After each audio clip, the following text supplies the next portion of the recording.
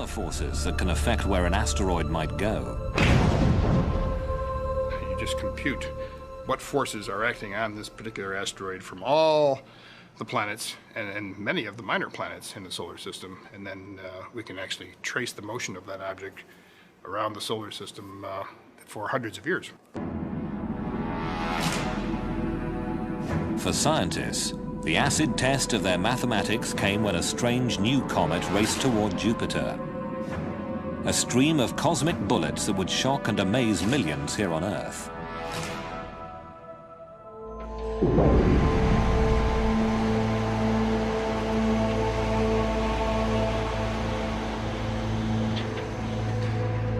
In the spring of 1993, the eyes of the world turned almost in unison towards a doomsday rock like no other. From the far side of the solar system, it flew in a death spiral toward the largest planet. Gene Schumacher, his wife Katherine, and their colleague David Levy had discovered an odd-looking streak of light that turned out to be a fractured comet.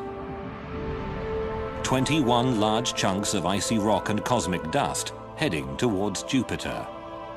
We knew we had something very unusual. It was so unusual we were a little unsure just what we were dealing with. NASA asked Paul Chodas and his team to calculate the orbit and predict whether this new comet would actually hit Jupiter. And it started off at some 60%, and before long it was 90%, and this was a year before impacts.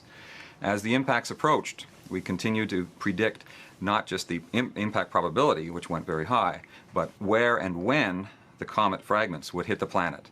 And it was a prediction months in advance, and as we got closer and closer to the impacts, I kept wondering, well, is the math right? Will this actually happen the way it was predicted? A giant comet is on a collision course with Jupiter. Everybody on Earth who was paying any attention wanted to see if the comet would actually hit Jupiter. We have liftoff. Liftoff of the Space Shuttle Endeavour on an ambitious mission to service the Hubble Space Telescope.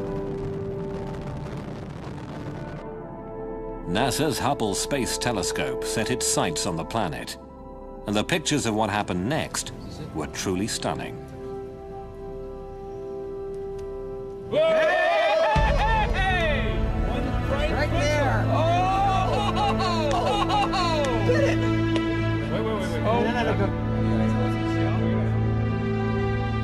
And then the impacts occurred. We were within minutes of getting the right answer on the time of impact, and the location of impact turned out to be just right.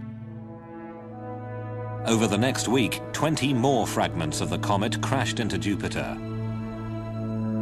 some leaving scars as large as the Earth. Bang on its cosmic schedule, the comet's first impact was recorded by NASA within the last hour. When fragment G slammed into Jupiter, releasing an amount of energy equivalent to about 6 million megatons of TNT. In the wake of SL9, a group of concerned scientists gathered in Italy for a brainstorming session. They created a brand new international organization called the Space Guard Foundation. Okay, I'm going to join. To promote the discovery and study of near-Earth objects. Some people imagine that there are lots of astronomers out there scanning the sky looking for incoming comets and asteroids, and that, of course, is not true. In fact, until recently, there was hardly anyone out there looking. It's going to glow for about a half an hour and set everything on fire around you. But whose job is it to defend planet Earth?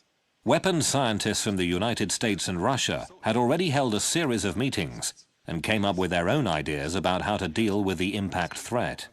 You blow off some material, you get a reaction in this perpendicular direction. The military establishment under Star Wars had created a whole lot of devices, or at least concepts, for weapons in space and devices in space. And in the early 90s, when the Star Wars program was looking a little bit iffy, I think there was some motivation for them to try to apply their technology to this newly discovered hazard from asteroids and comets. The military approach to the problem proved to be controversial. The notion of sending nuclear weapons into space generated an immediate backlash. Edward Teller was proposing that we blow up an asteroid to show that we could protect the Earth. And I thought that was a pretty crazy idea.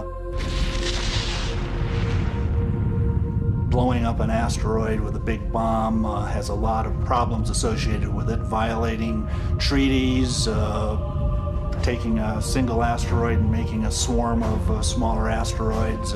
It seemed like it was more interest in bombs than it was a serious interest in defending the planet.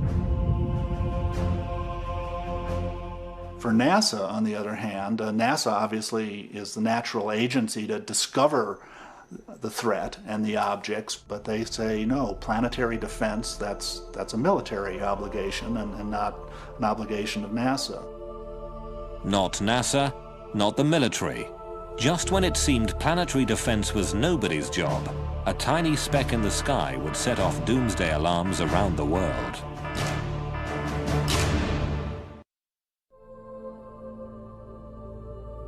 On a winter's night, the 6th of December 1997, a dim streak of light moving through the constellation Cancer was captured by a telescope in the Arizona desert.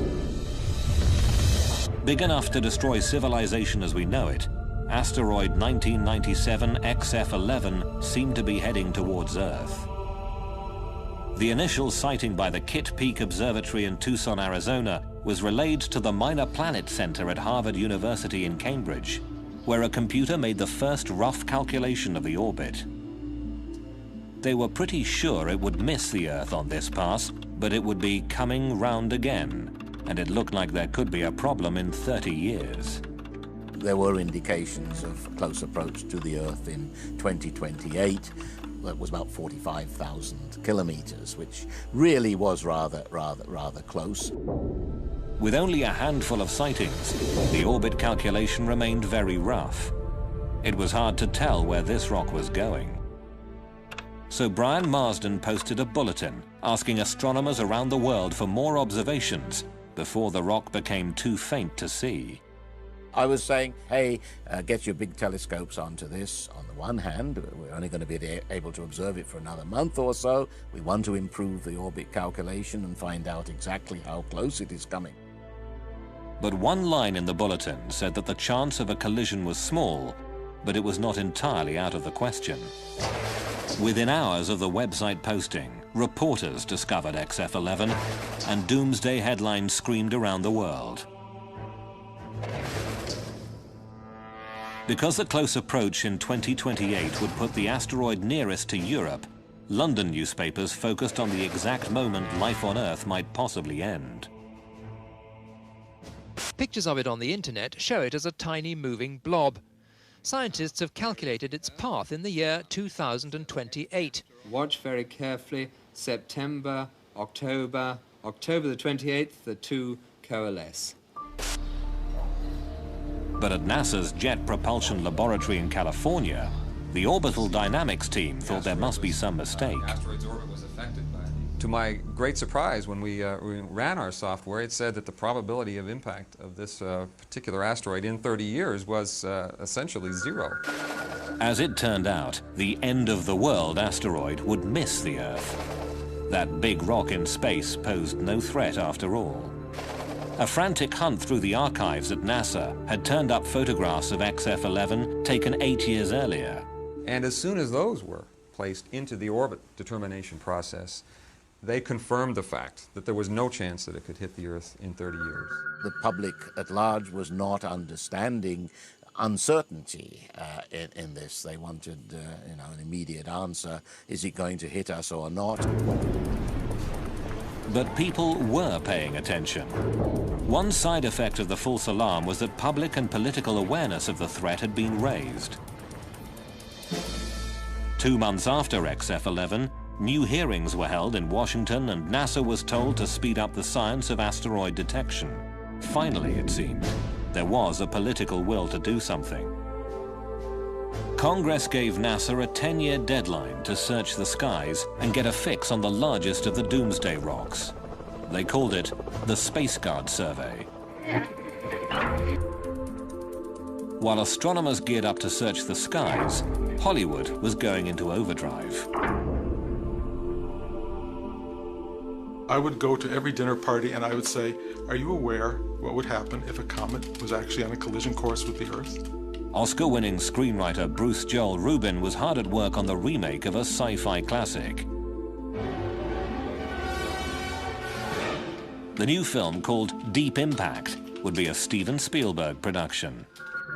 High on a mountaintop, an army of scientists work desperately to build this giant rocket, this modern Noah's Ark to carry a few picked survivors of our doomed civilization.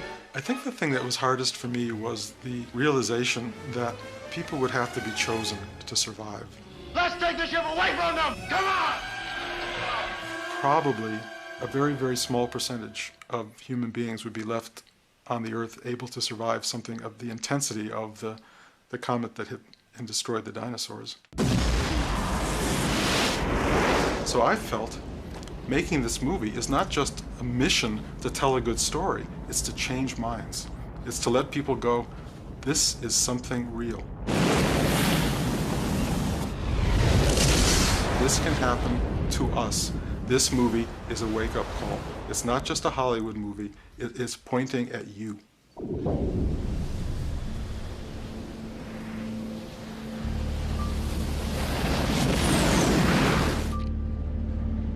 As Hollywood released Deep Impact, telling the world in no uncertain terms that cosmic collisions were no longer just a cosmic joke, real-life professional asteroid hunters were making movies of their own.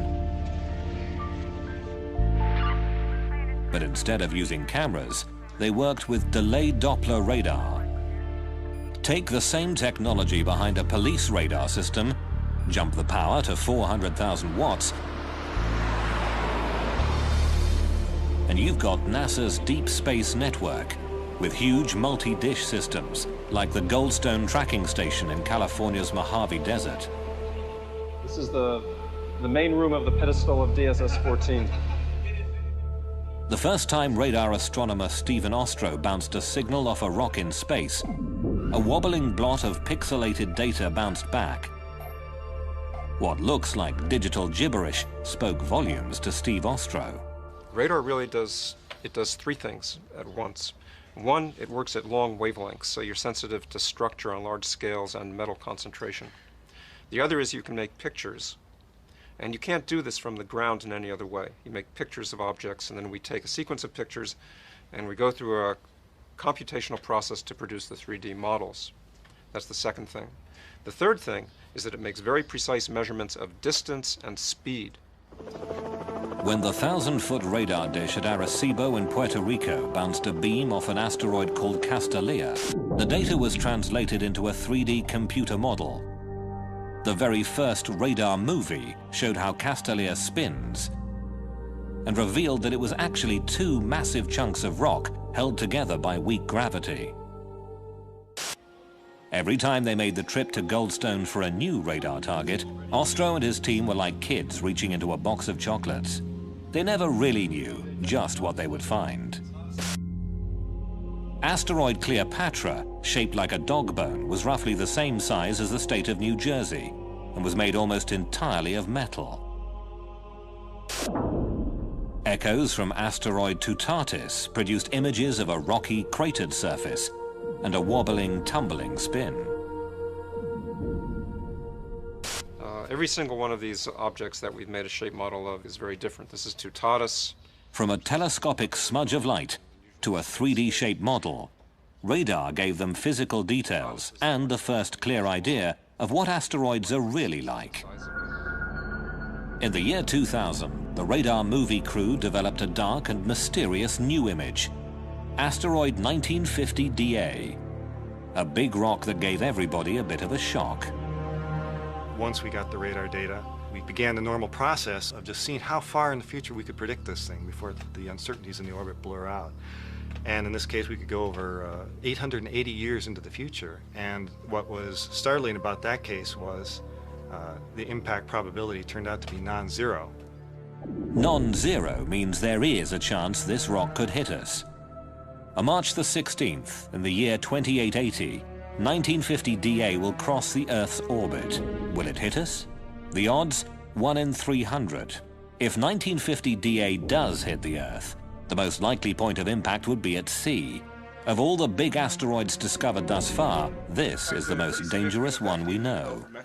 Eric Asfaug and Stephen Ward have created a computer model of the impact. Yeah, it's kind of funny how this started. It was with the movie Deep Impact, and I was getting phone calls. Lots of people were getting phone calls about the movie, whether it was accurate, the big cresting tsunami coming across. The concept here is that this asteroid, which is about 1 kilometer across, will hit the ocean at 17,000 miles per hour, and it'll blow a hole in the ocean about 19 kilometers across and all the way to the bottom. And so when this huge hole of water gets blown into the ocean, the water will run back in again, and it overshoots and then collapses and overshoots many, many times, and each time it pumps out a wave. So it starts out hundreds of meters high, comes ashore on the coast of North America at about 50, 60 meters. Up toward Canada, Grand Banks, it's about 40 meters.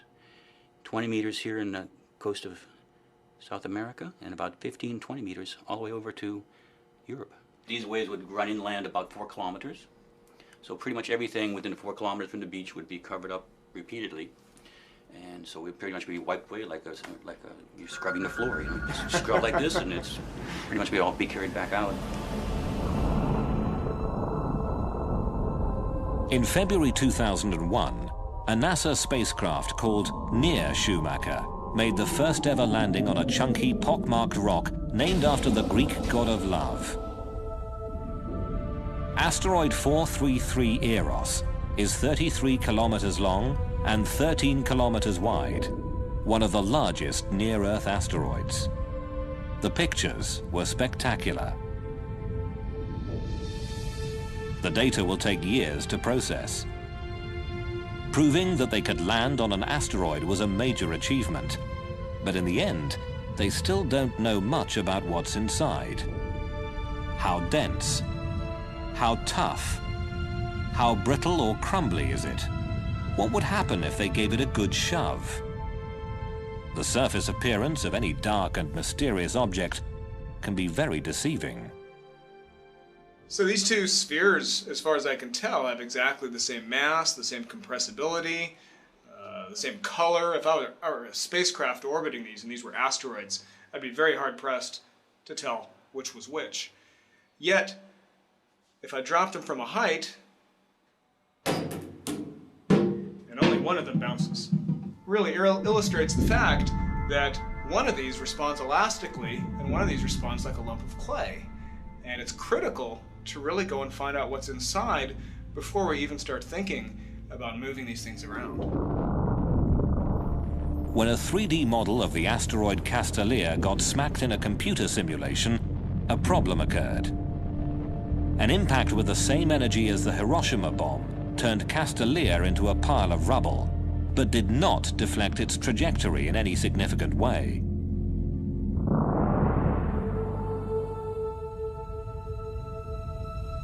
But there are other ways to apply force to deflecting an incoming asteroid.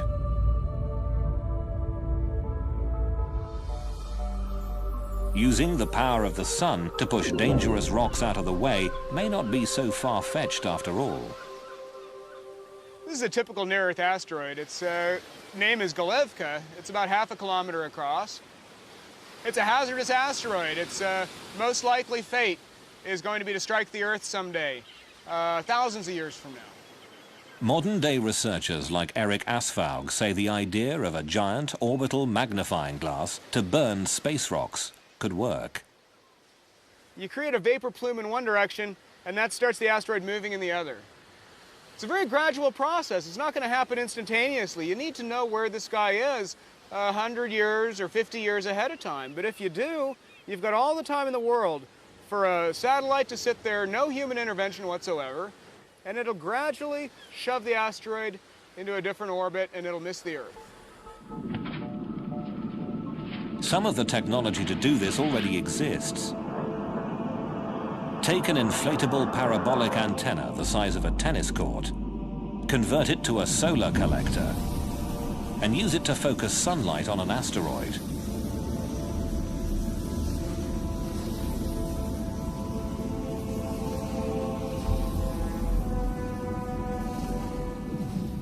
The Russians have built and are testing a giant sail that captures the minute pressure of sunlight. Just attach the sail to an asteroid and let the rock hitch a ride to someplace else.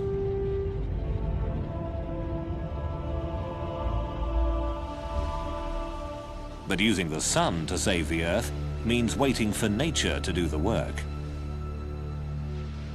If we don't see an asteroid until the last minute, solar power would be too little, too late. A nuclear electric plasma engine could push an asteroid out of harm's way. The rocket technology at this NASA lab in Houston, Texas, could provide the power for a space tugboat. A group of astronauts and aerospace engineers is designing the B612 mission to prove that asteroid deflection can be done with existing technology. These are rockets that have very tiny amounts of thrust, but they are so frugal in the use of propellant that we can keep the rocket going for periods of the order of a year. Building a better rocket engine is only the first step. Figuring out how to latch on to an asteroid, point it in the right direction, and push without losing control is the really tricky part. After years of research, NASA finally had it, the first complete draft of a plan, a demonstration mission, to save the planet.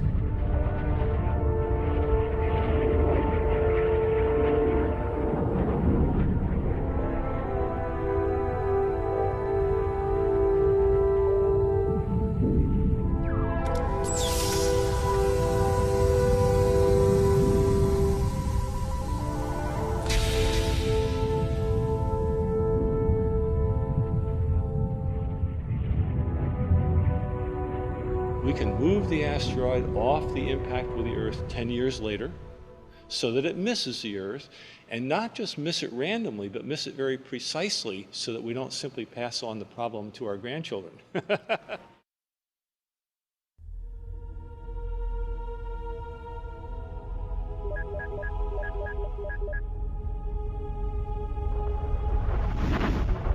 Midway through 2003, the Space Guard survey had reached the halfway point. A little more than half of the kilometer-sized near-Earth asteroids had been located, and the news was mostly good. For the 60% that we have already found, I can tell you that there is not a single one that poses a danger. For the 40% that we have not yet found, I can tell you nothing. One could hit tomorrow. Not very likely, but until we've found them and cataloged them, we won't know. But finding the really big asteroids, those 1 kilometer monster rocks capable of ending human civilization, is only the first part of the challenge. There are an estimated 50,000 smaller asteroids that are big enough to cause tidal waves or destroy vast regions of the Earth.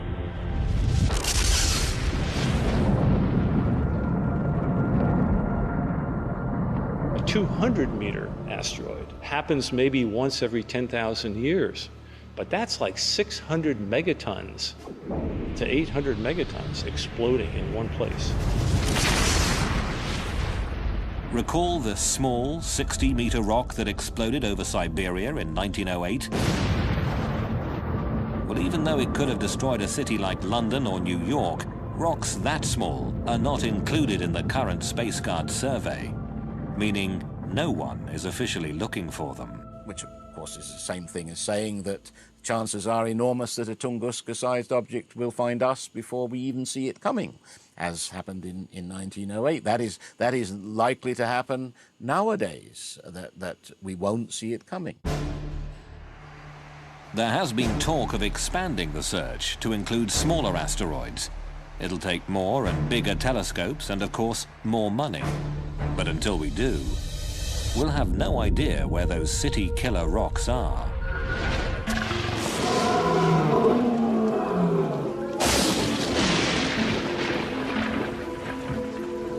Evolution on Earth has proceeded in part because every so often a global catastrophe comes along, pushes the reset button, and new things happen. It wiped out the dinosaurs 65 million years ago, and at the time, we mammals were just furry little creatures burrowing around in the ground, and an asteroid or a comet impact took out our principal competition. I guess we are saying implicitly, if not explicitly, that we want to do away with that natural cycle. We've had enough evolution. We like ourselves on the top of the ladder. And we can do something which will change cosmic evolution from this point forward in terms of life on Earth. Dinosaurs ruled the Earth until a big rock wiped them out. The question is, will another rock do the same to humanity? Let's get a couple good pictures here. Humans are the first species with the potential to block a doomsday rock and switch off the evolutionary reset button. People very often say, look, you're just a doomsayer. You think that these awful things are going to happen. I'm not that way at all. I'm entirely optimistic. The way in which I view asteroids and comets and the possibility of them hitting the Earth is that it's a great challenge. Thank goodness we've realized the hazard and the danger before the next one happens. It's given us time, we hope, to do something about it. Scientists can study the sky and find the dangerous rocks ahead of time. Astronomers can do the math and predict the orbits. People have the desire and the right stuff to do the job. There's a whole new field of science that could give humanity an option the dinosaurs never had.